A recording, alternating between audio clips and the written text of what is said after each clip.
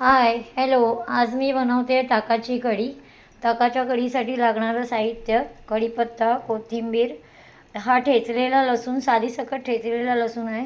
हे तूप आहे, मोहरी, जिरं, हिंग, हळद आणि हे ताक आहे. ताकामध्ये बेसन टाकलं आहे, आलं मिरचीचा ठेचा टाकला आहे आणि मीठ टाकलं आहे आणि किंचित हळद टाकली आहे.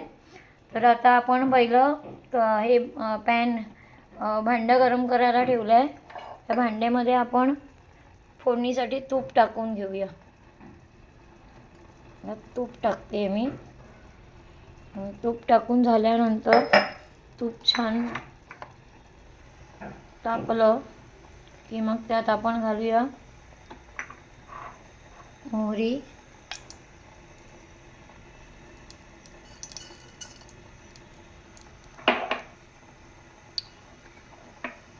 मोहरी चांगली फुटली की मग जिरं टाकूया. तर मोहरी छान फुटते आहे.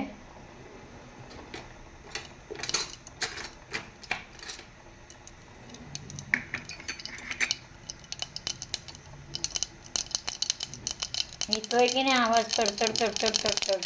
तर गॅस थोडा बारीक करूया. तर जिरं टाकून देऊया. जिरं टाकून झालं आहे. आता त्यात हिंग टाकूया.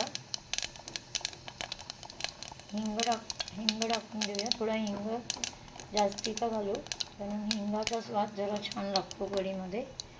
आणि फोडणीत हळद घालूया. थोडीशी हळद फोडणीत घालूया. मी ताकामध्ये पण घातली आहे हळद, पण ही फोडणीमध्ये घालूया. आणि कढीपत्ता टाकून देऊया फोडणीमध्ये. लसूण टाकूया.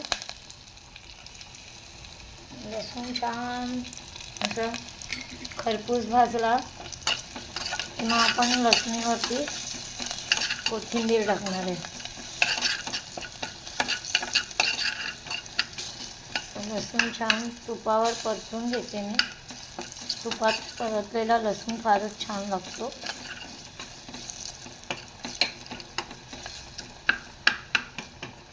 फोडणी जाळवायची नाही आहे.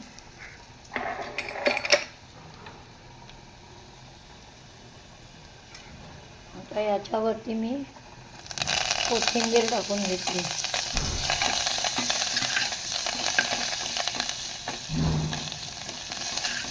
फोडणीवरती मी कोथिंबीर टाकून घेतली आहे.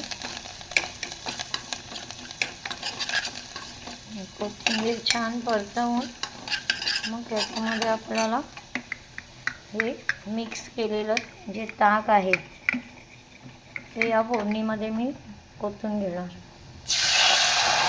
बघा किती सुंदर आवाज आला, सर्वकण मस्तपैकी.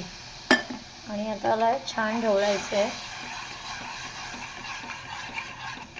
थोडीशी घट्टच ठेवायची आहे, जास्त पातळ नाही करायची आहे.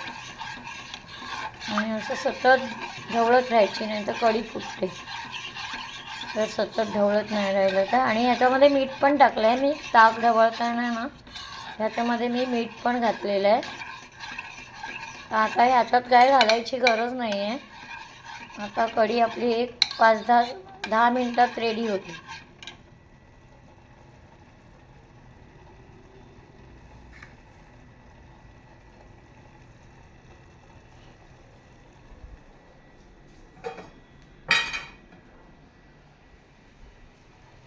तर थोडंसं मी तांब्या धुवून घेण्यापुरतं पाणी घालते याच्यामध्ये.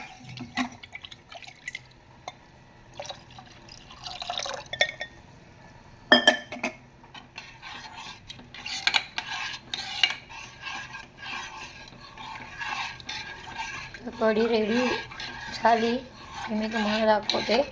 पण याला उकळायला द्यायचं नाही, म्हणजे उकळवायचे तरी पण ते असं ढवळतच राहायची. कारण अशी कुठेतरी आपण ढवळायचं सोडून दिलं तर ती पटकन त्याला उकळी येऊन ती कढी फुटायची शक्यता असते. त्याच्यामुळे सतत कढी ढवळावी लागते. तर कढी झाली की मग दाखवते तुम्हाला. फार छान रंग आला बघा, जवळून बघा. हे बघा, मस्त छान असा रंग आला त्याला.